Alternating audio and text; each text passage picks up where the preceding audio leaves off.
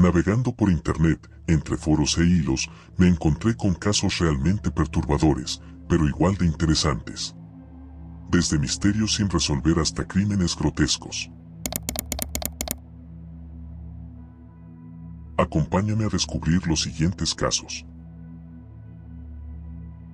Martin Pistorius, nacido el 31 de diciembre de 1975 en Sudáfrica, vivió una de las experiencias más aterradoras que un ser humano pueda imaginar.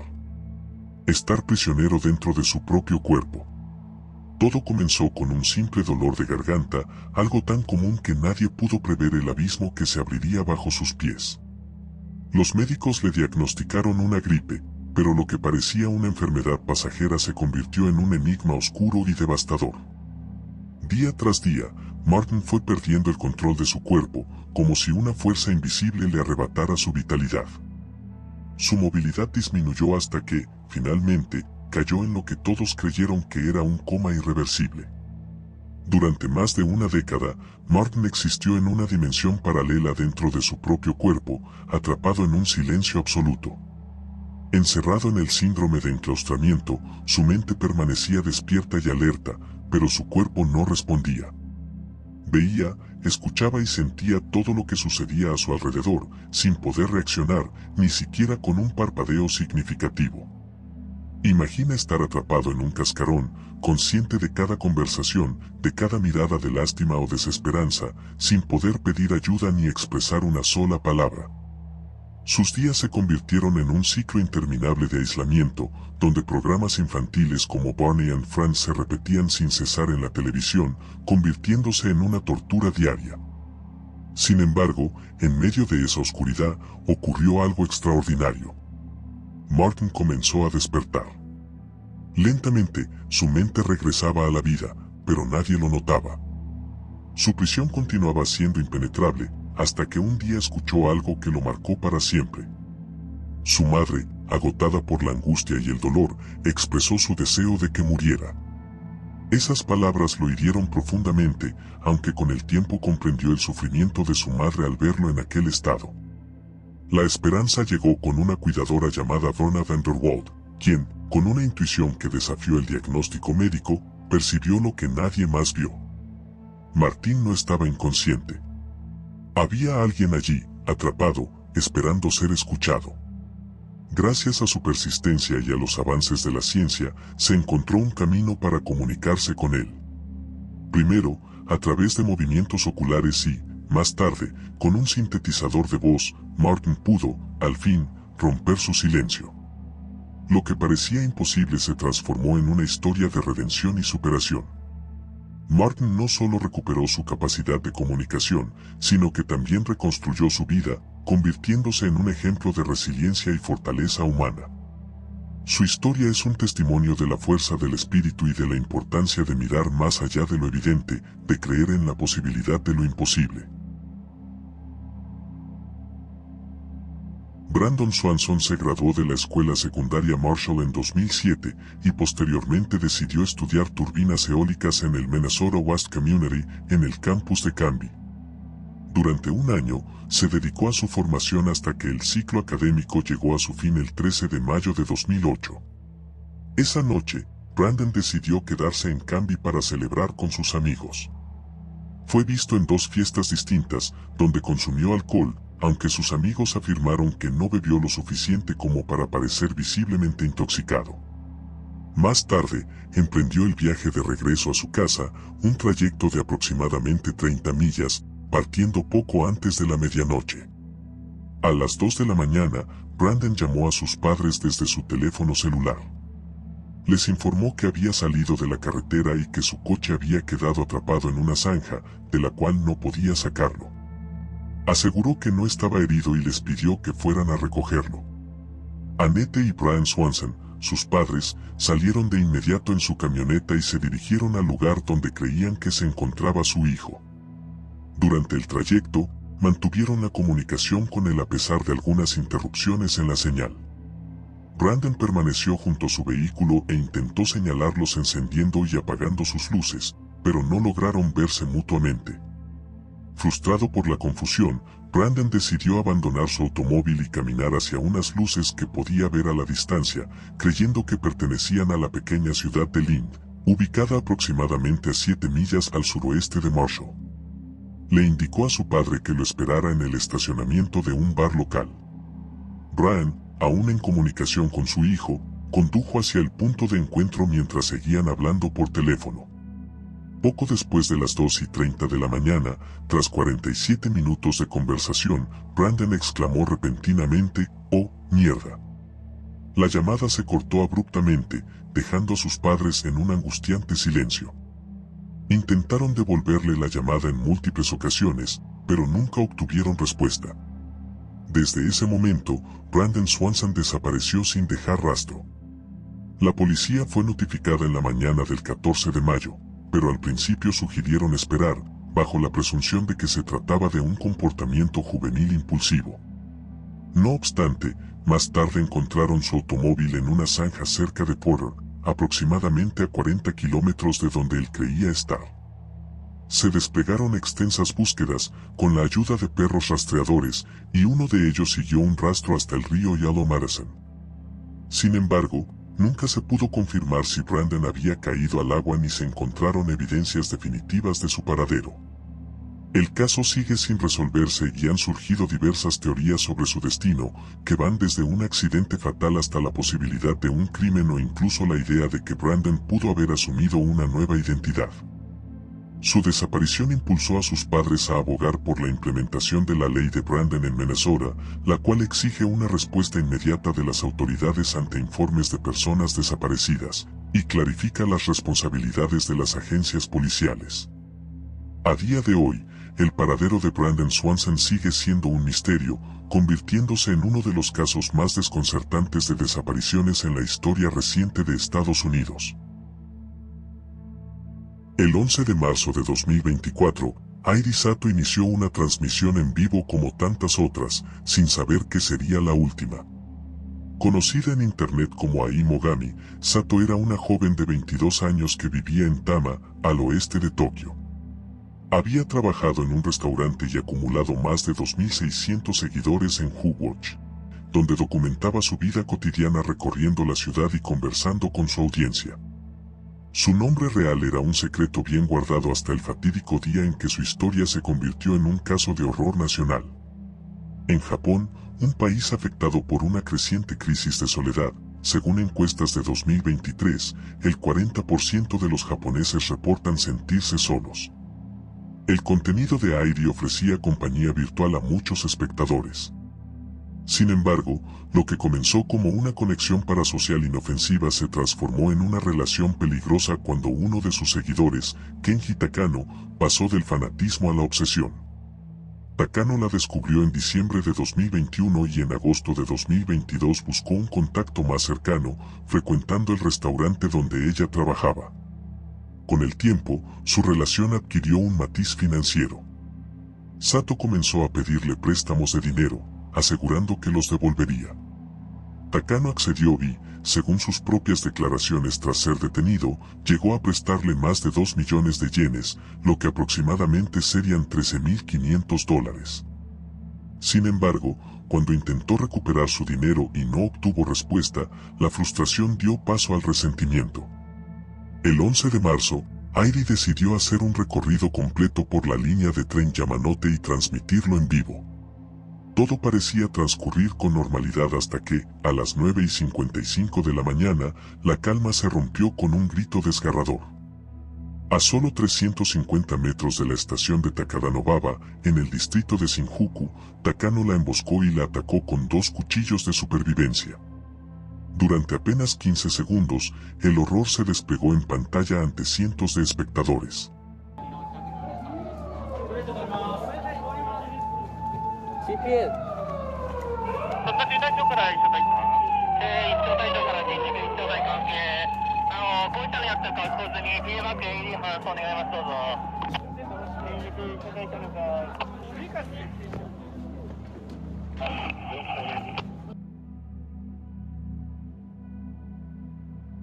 La transmisión capturó a Takano, enmascarado y vestido de oscuro, apuñalándola más de 30 veces en la cabeza, cuello y pecho. En el encuadre se veía su figura calmada, mientras la joven agonizaba. Testigos presenciales también quedaron impactados. Un obrero que observó desde un edificio cercano describió la escena, parecía estar hablando con ella, como si la ayudara. No imaginé lo que realmente estaba ocurriendo. 5 minutos después, la policía llegó y arrestó a Takano sin resistencia. Airi, trasladada de urgencia al hospital, murió en el camino.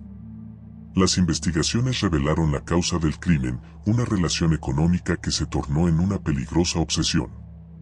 Takano había demandado a Sato y obtenido un fallo a su favor, pero la joven no cumplió con el pago. En su confesión, él declaró: "Me decidí a atacarla porque no me devolvía el dinero". Algunos seguidores afirmaron que no era la primera vez que Sato pedía ayuda financiera a sus fans, generando dudas sobre si se trataba de una estrategia recurrente. El asesinato de Airi Sato reabrió el debate sobre la seguridad de los streamers y los peligros de las relaciones parasociales que pueden cruzar límites mortales. Mientras Japón lamenta su muerte, el caso deja una pregunta inquietante: ¿hasta qué punto puede la obsesión virtual convertirse en una amenaza real? El 4 de octubre de 2024, Estambul se vio sacudida por un crimen que parecía sacado de una pesadilla. Semih Çelik, un joven de 19 años con un historial de problemas psicológicos, llevó a cabo una serie de asesinatos atroces en un lapso de apenas media hora, antes de quitarse la vida en el histórico distrito de Fatih. La relación entre Semih y sus víctimas no era fortuita. Amigos y vecinos afirmaban que estaba obsesionado con 2 jóvenes de su misma edad. Su padre aseguró que una de ellas había sido su novia, mientras que la otra era una excompañera de escuela. Sin embargo, el trasfondo de estos crímenes reveló una historia aún más inquietante, marcada por la inestabilidad mental del joven y su inmersión en comunidades radicales en Internet. Desde hacía tiempo, Semih mostraba comportamientos preocupantes. Su padre, Adem Çelik, confesó que su hijo tenía una inquietante fascinación por la muerte. En su infancia, había sido profundamente religioso, pero con el tiempo su fe se transformó en dudas y aislamiento. Su madre, Hafize Çelik, intentó buscar ayuda. Lo internó en 5 ocasiones en hospitales psiquiátricos, pero cada vez que volvía a casa, su estado parecía empeorar. La familia también descubrió dibujos perturbadores en su habitación, representaciones de cuerpos desmembrados y símbolos extraños que reflejaban el mundo oscuro en el que se sumergía su hijo. Además, había trabajado como carnicero, un oficio que abandonó poco antes de los asesinatos. Su padre también señaló que tenía problemas con el abuso de sustancias y que recientemente se había aislado aún más, pasando largas horas en Internet. Las investigaciones posteriores revelaron que Semih no solo padecía trastornos mentales, sino que también había sido influenciado por la comunidad incel, un grupo de hombres en Internet que difunden odio y resentimiento hacia las mujeres. En su teléfono, la policía encontró chats en los que Semih compartía sus pensamientos con otros miembros del grupo. También hallaron un video en el que amenazaba con matar a una de sus víctimas. Este contacto con ideologías extremistas en línea, sumado a su inestabilidad emocional, fue clave en su descenso hacia la violencia. El día de los hechos, Semih se encontraba solo en su casa, ya que su hermana estaba fuera de la ciudad. Primero, invitó a Aysenur Halil a su domicilio. Lo que sucedió allí sigue siendo objeto de especulación, pero lo que se sabe es que, minutos después, Semih la asesinó brutalmente antes de salir de la casa. Media hora después, se encontró con Iqbal Usuner en Fatih. Juntos caminaron hasta las murallas de Constantinopla, donde Semih la atacó y luego desmembró su cuerpo.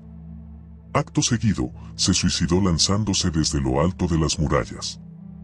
Las autoridades, al registrar su domicilio, encontraron un cuaderno lleno de bocetos inquietantes y múltiples referencias a los crímenes que acababa de cometer. Las protestas en las calles no tardaron en llegar, con cientos de mujeres manifestándose contra la violencia y exigiendo justicia. El funeral de las víctimas se llevó a cabo el 5 de octubre con la presencia de autoridades y cientos de personas que acudieron a despedirlas. En contraste, el entierro de Semí se realizó en total secreto en el cementerio de Quilios, con solo 3 personas presentes. Este caso no solo dejó una marca imborrable en Turquía, sino que también abrió un debate sobre la salud mental, la radicalización en Internet y la responsabilidad de la sociedad en la prevención de este tipo de crímenes. Mientras las familias lloraban a sus seres queridos, el país se preguntaba cómo un joven con tantas señales de advertencia había podido llegar tan lejos sin que nadie lo detuviera.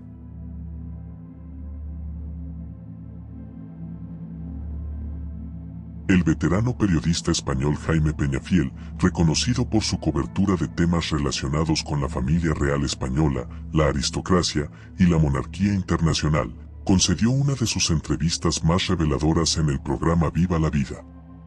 En esta ocasión, el habitual colaborador de Telecinco intercambió su rol de entrevistador por el de entrevistado y compartió algunos de los episodios más controvertidos de su trayectoria.